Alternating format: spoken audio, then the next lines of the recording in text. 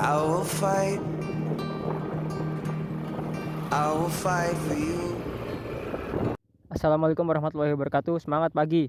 Tentang apa itu orientasi. Nah, orientasi ilustrasi sendiri merupakan hama pengerek khusus yang biasa berada di kelapa sawit. Dia disebut sebagai hama pengerek karena kegiatan utamanya itu yang biasa kita lihat di kelapa itu dia tuh menggerek daripada si kelapa mudanya. Yang mereka incar itu jaringan lembut. Nah, setelah itu mereka itu akan menghisap daripada cairan yang ada di kelapa tersebut. Oleh karena itu mereka cari itu kelapa yang muda. Kenapa si kumbang ini harus dikendalikan? Itu karena dia itu mampu menurunkan daripada produksi si buah itu sendiri gitu. Bahkan di tanaman-tanaman yang muda itu dapat berpotensi untuk mematikan daripada tanaman itu sendiri. Nah, pada gejala serangan yang biasa kita jumpai pada pohon kelapa sawit ini, itu umumnya nantinya akan ada bekas gerekan, akan bekas gerekan. Mohon izin di belakang itu ada lubang, itu merupakan bekas gerekan lama daripada kumbang itu sendiri. Yang dia itu dalam 1 bulannya itu dia itu mampu berpindah-pindah antara 4 hingga 5 pokok kelapa sawit. Itu sudah ada beberapa penelitian yang menunjukkan data tersebut. Kemudian untuk dia di kuncup kelapa itu tanda-tanda dia bekas kena gerekan itu biasanya setelah dia mekar itu ada bentuk erupsi pada kelapa itu. Jadi daunnya tidak sempurna dulu. Nah, kenapa dia harus dikendalikan? Nah, syarat untuk kita mengetahui apakah dia harus dikendalikan yaitu ketika dalam 1 hektar itu terdapat ada 5 pokok kelapa, 5 pokok yang diserang oleh si orientasi itu sendiri. Itu adalah ambang batas jika kita akan melakukan pengendalian. Nah, kemudian selain itu di orientasi restorasi ini dia masuk ke dalam metamorfosis sempurna, yang artinya siklus hidupnya itu dimulai dari telur, dari ulat, kemudian dia pre dewasa, sebelum dewasa itu kemudian menjadi dewasa seperti kumbang yang ada di perangkap itu termasuk kumbang yang dewasa. Nah, untuk jangka hidupnya ini sendiri, si betina ini biasanya umumnya itu hidup antara 6 hingga 9 bulan. Sedangkan untuk jantannya ini relatif lebih pendek umurnya. Kalau dia satu kumbang itu dia bisa merusak 6 sampai 7 pohon dalam 1 bulan, sedangkan dia masa hidupnya itu bisa 6 sampai 9 bulan. Jadi alangkah banyaknya pokok yang akan diserang selama hidup si satu orang itu sendiri. Oleh karena itu perlu adanya pengendalian. Jenis pengendalian yang umumnya dilaksanakan dalam pekerjaan pengendalian terpadu ini yaitu merupakan berupa ada kegiatan yang pertama, pembongkaran breeding seed. Pembongkaran breeding seed yaitu tempat berkembang biaknya si ulat orientasi itu sendiri. Si ulat ini umumnya itu dia berkembang biak di area-area yang ada janjang kosong, kemudian dia area-area akar ataupun kayu yang sudah lapuk gitu. Oleh karena itu kalau saya perhatikan di seberang itu sebenarnya janjang kosong masih baru, namun dia di sana ada orientasi. Kenapa? Karena ternyata di sana itu adalah tanah gambut, yang mana tanah gambut itu bekas dari pelakukan bahan organik yang telah lama gitu. Jadi ketika digaruk di tanah gambut itu beberapa mungkin kita jumpai ya akan ada ulat, walaupun tidak sebanyak ulat-ulat yang ada di janjang kosong itu sendiri. Nantinya pekerjaan pengutipan larva ini akan dikerjakan oleh 2 orang, yang mana satu itu nanti dia bongkar, terus kemudian ada yang mengutip gitu. Untuk basis daripada pengutipan larva itu sendiri biasanya itu 800 ulat itu untuk satu katanya. Nah, setelah nanti dikutip, larva itu kemudian dikumpulkan untuk kemudian tujuannya dimusnahkan. Karena percuma juga kalau kita sedang ngutip dan tidak ada tindakan lebih lanjut. Seperti yang selama ini saya perhatikan jalan poros itu, Bu, setelah dikutip dia masuk ke dalam karung, itu cuma dikasih jalan-jalan gitu aja, belum tentu itu mati kan. Nah, saya perhatikan ada di sekitar karung itu ulat-ulat yang gerak di sekitar itu. Yang artinya kan percuma dikutip, jadi mereka bisa hidup kembali gitu. Nah, kemudian pada pengendalian jenis pengendalian yang kedua, ini ada jenis pengendalian pemasangan ferrotrap. Nah, pada pemasangan ferrotrap ini sudah lumrah kita perhatikan di lingkungan tempat kerja kita ini. Yang contohnya adalah seperti itu. Jadi tujuannya dipasangnya ferrotrap ini yaitu untuk memberikan tempat berupa jebakan oleh si kumbang ini sehingga nantinya dapat kita kumpulkan terus kita musnahkan. Kenapa si kumbang ini kemudian datang dan mau terperangkap? Yaitu karena ada satu bahan aktif etil pentabutanoat bahan aktifnya dengan nama merek yaitu feromon. Feromon itu dia mengandung seperti agregasi kumbang si betina yang akhirnya si jantan itu mau datang ke situ, ibaratnya begitu, Bu.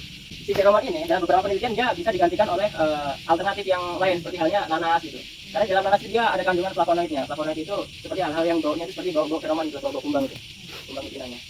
Nah, baik untuk selanjutnya yaitu ada kegiatan injeksi batang.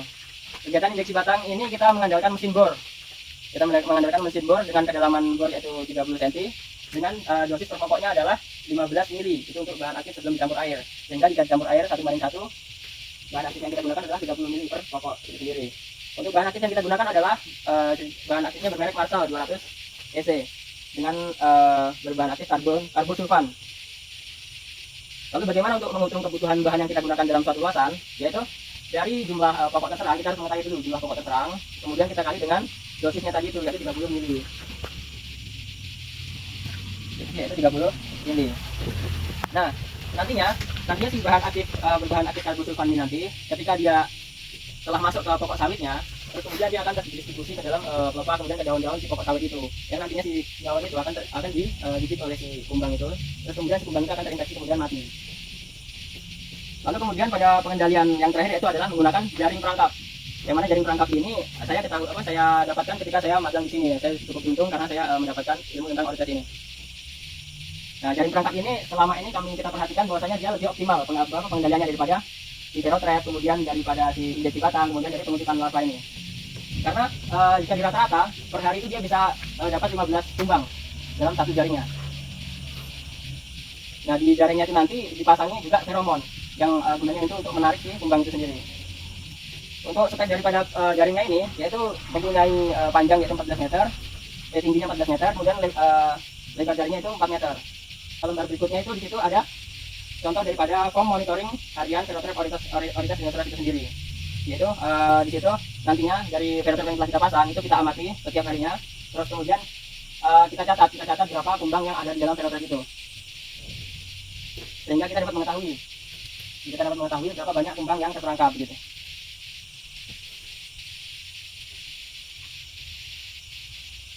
Nah, itu saja mungkin dari saya yang dapat saya sampaikan terkait daripada pengendalian terpadu hama oritas rhinoceros itu sendiri.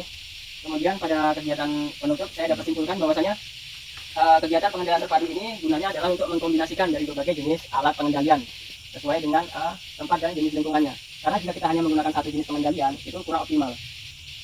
Baik, itu mungkin cukup dari saya. Mungkin dari Bapak dan Ibu sekalian ada yang ingin ditanyakan? Ya, silakan. Ayo banyak semua, Mas. Indonesia. Tadi kan Bapak bilang untuk yang pengendalian Mana nasinya, Pak? Dapat. Itu dari ban aku dari Pak. Tadi kan untuk pengendalian larva kita kan selama ini kan masih di dalam karung terus dibuang ke dalam kan. Bapak bilang kurang efektif. Ada nggak contoh lain yang efektif? Selain itu, selain dimakan Karena bukan kurang efektif, karena selama ini saya perhatikan hanya dimasukkan di dalam karung terus kemudian diletakkan di jalan gitu tanpa ada tindakan lebih lanjut. Nah, itu dibunuh kan dipukul-pukul sampai dipastikan mereka itu mati semua begitu. Nah, kalau saya perhatikan di jalan itu setelah dimasukkan karung dan ditaruh di jalan mereka mau keluar Bu, karena yang mati pun dia bisa menggeret ya. selain dibuang ke jalan itu ada nggak cara lain? Kalau cara yang efektif ketika kita sudah dapat ulatnya itu ada yang namanya pengendalian menggunakan jamur metarhizium. Cocok digunakan kenapa? Karena dia jamur itu nantinya akan menginfeksi si ulat itu sendiri. Itu kan sistemnya adalah si jamur itu dia langsung kontak, langsung bersentuhan langsung dengan si ulat itu sendiri. Jadi dia diterapkan. Kenapa di harusnya kan mungkin ketika sebelum adanya aplikasi Jankos kita bisa lah memungkinkan sebarkan jamur metarhizium sehingga nanti dia mampu menginfeksi calon-calon si orgas itu. Namun ternyata hal ini tidak efektif karena si jamur itu harus bertemu langsung dengan ulatnya. Namun kalau kita sudah putih ulatnya terus kemudian kita beri jamur, beri si jamur itu jadinya lebih efektif kan Bu. Jamurnya ada nggak ya? Nggak ada. Dia mirip warnanya seperti jamur yang ada di nasi. Nah, kita kalau nasi mawar yang semalaman yang dimakan terus nasi Yang itu orange kayak hitam. warna hijau dia Bu. Abu-abuan gitu. Iya. Kalau dia sudah terinfeksi, kalau dia bentuk metarhiziumnya dia kayak tepung. Ya, pernah kita coba itu metarhizium di divisi 1-2. Ya untuk saat ini memang saya luruskan yang pernyataan Pak Awan. Ya artinya kalau kutipan itu sudah larva ini sudah dikutip, nggak perlu kita lagi tabur metarhizium di situ. Mubazir. Iya Pak. Ya, kenapa kita letak di jalan? Tujuannya adalah ya jangan jalan yang terlalu tepi. Artinya dia jalan yang lalu lalang unit. Begitu dia dilindas sudah mati. Jadi kita nggak perlu buang tenaga di situ hanya untuk membunuh si larva ini. Di pencetnya satu-satu kan makan waktu juga. Ya kenapa kita letak di jalan ya karena itu tujuannya. Begitu sudah terkumpul rapi, letakkan di jalan tujuannya dilindas sama unit DC, traktor ataupun macamnya. Tapi jangan pula kita letak di jalan yang sepi. Ya kalau saya bilang jalan kuburan lah di situ. Yang orang lalu lalang pun pakai jalan kaki. Ya mungkin nggak akan mati ya gitu. Ya kalau sudah terkumpul nggak perlu lagi kita aplikasikan metarhizium di situ. Metarhizium itu kita aplikasikan mungkin sebelum aplikasi Jankos dia di situ ditabur dulu untuk mencegah dia perkembangan si larva. Kalau sudah terkutip, sudah terkumpul, kita tabur di metarhizium itu merugi ya. Berarti yang pasti kita harus rapat lah supaya Benar, kan? iya. Walaupun pas ada kompleks itu, kompleks ini dulu lindaskan ini, gitu ya. Tapi kadang Pak, Cepat dia. ada apa ya yang bawa traktor itu cerita sama saya, dia bilang baunya menyengat, Bau nggak kali mengganggu, memang. udah ganggu itu. Adakah cara lain? Makanya makanya saya tanya. Bisa dibuka. Kalau biasanya kita perlu buat broti Bu. Jadi kita setelah ikat kencang itu kita pukul gitu. Karena kalau kita cuma ikat kencang aja, ada bekas dia tuh mau geret gitu di karung itu. Terus dia keluar gerak-gerak. Kapan itu saya perhatikan di blok N N65 itu ada bekas karung, di situ ada bekas ulat juga. Emang ada beberapa yang mati, tapi keduanya yang keluar. Ada pikiran sekitar yang gerak-gerak gitu. Itu sepertinya pengutipan yang kemarin gitu kan. Yang artinya kan kita tidak efektif gitu, kalau kita cuma kutip aja gitu, kita pastikan kita bunuh. Ini tuh dari Bu Jenet ya, mungkin ada dari Bu Mawar. Jalan Bu. Tadi saya mau banyak nanya. Soalnya Bu. Terima kasih Pak atas penjelasannya. Tadi yang aku udah ngejelasin untuk terkait cara pengendalian hama oleh sinekoles ini. Jadi ada beberapa pengendalian. Yang pertama ada ferro trap, yang kedua ada dengan cara penggunaan jaring pukat itu ya. Nah tadi Bapak juga, saya mau tambahin aja Pak. Jadi Bapak belum ngejelasin gimana cara monitoringnya, waktunya, terus caranya apa gimana. Itu yang saya Baik, terima kasih pertanyaan yang bagus dari Bapak Aldo. Saya tadi ada sedikit terlewat yaitu terkait daripada cara monitoringnya. Karena percuma kalau kita kendalikan, tidak kita monitoring. Yang artinya kita tidak bisa tahu tolak ukur daripada berhasil lalu tidaknya pengendalian itu gitu kan. Untuk cara monitoringnya itu di sini saya izin untuk membagikan formnya.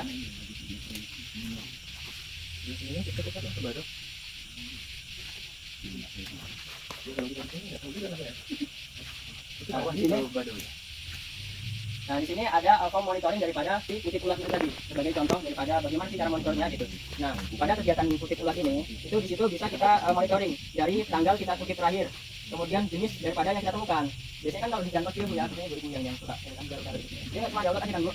Nah di situ dia ada apa namanya telurnya, kemudian nanti akan dikasihkan dalam satu kumpulkan dalam 1 bulan. Jadi kita mengetahui dalam satu blok yang sudah dikerjakan itu ada berapa jumlah ulatnya. dia harus jadi sama dengan untuk berapa ini. Kurang lebih sama Pak Abdul. Ferrograph ada di slide yang telah saya bagikan dari Pak Abdul. Terus selanjutnya untuk kan kita udah ketemu nih berapa persen untuk ambang batasnya. Terus ketika dia udah dibilang dia udah di bawah ambang batasnya berapa persen? Dikatakan bahwasanya oblak ini udah nggak termasuk tinggi serangannya gitu. Untuk itu kita dapat perhatikan daripada pokok yang terserang Pak Abdul. Dalam 1 hektar itu dikatakan dia serangan berat adalah ketika dalam 1 hektar itu ada terhitung 5 pokok yang terserang gitu. Dikatakan serangan berat yang harus kita kendalikan. Selama ini kurang lebih seperti itu Pak Abdul. Sejauh ini Harusnya kan laporan itu biasanya Pak. Karena penanganannya kita menggunakan jaring kan. Tadi kami berencana untuk dia masukkan ke Nah, jadi khusus jauh jaring. Kemudian yang dibilang Pak Awan itu cara penghitungannya kalau yang gerak saja kita hitung itu saya rasa masih bias. Ya, yang benar adalah dihitung setiap hari jumlah berapa di situ yang tertangkap. Misal hari ini ada 6, besoknya ada 24. Berarti di hari itu berapa yang tertangkap? Ya terlepas dari nanti mungkin ada yang kering dia akan lepas sendiri kan masih pasti adalah bangkainya ternyangkut di situ. Ya jadi untuk pengamatan jaring ini kita sendirikan lah. Ya karena memang cuma di sini belum ada yang dipisah. Ya mungkin saya bilang seperti itu. Ferro trap ini satu ferro trap, 1 feromon. Kalau jaring berapa feromon? kalau yang selama ini kami aplikasikan hanya 1 Pak. Punyamu 5. Kenapa dia 1? Kenapa punyamu 5? Karena saya lebih banyak mengundang. Oke, punyamu kenapa 1? Jadi Pak, karena untuk feromon itu sendiri itu setelah ada penelitian ada radius daripada si feromon itu mampu tercium 10 meter Pak. Sehingga saya ambil kesimpulan bahwasanya cukup 1 feromon untuk untuk dipasang di 1 parameter sendiri Pak. Ini lalu aku lagi.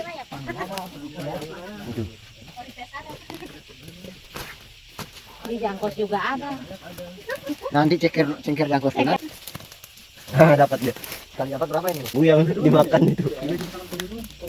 Ada tadi. Ini bisa aku makan. Bisa. Ini apa? Ini Pawan.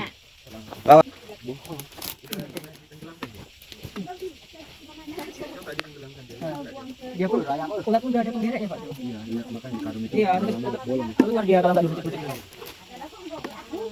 Kalau di TBM dia kan bisa aja gitu Pak. Feromon. Nggak boleh ngerajuk. Yang tidak belum selesai. Udah masuk satu ya? Janganlah. Orang itu. Baik, terima kasih Bapak dan Ibu sekalian. Tadi setelah kita laksanakan kegiatan pengendalian secara praktik yang mana sebelumnya sudah teori, saya sampaikan sebelumnya yaitu ada salah satu jenis pengendalian yang nantinya akan kita praktikkan, yaitu berupa pengendalian secara digging site pembongkarannya, yaitu dibongkar terus kemudian kita kutip ulatnya. Yang mana setelah kita temui di lapangan tadi dari 8 tumpuk itu kita dapatkan 109 ulat yang kita temukan di situ. Namun tadi tumpukannya itu kita dapatkan tumpukan yang tipis gitu, jadi kita temukan sedikit.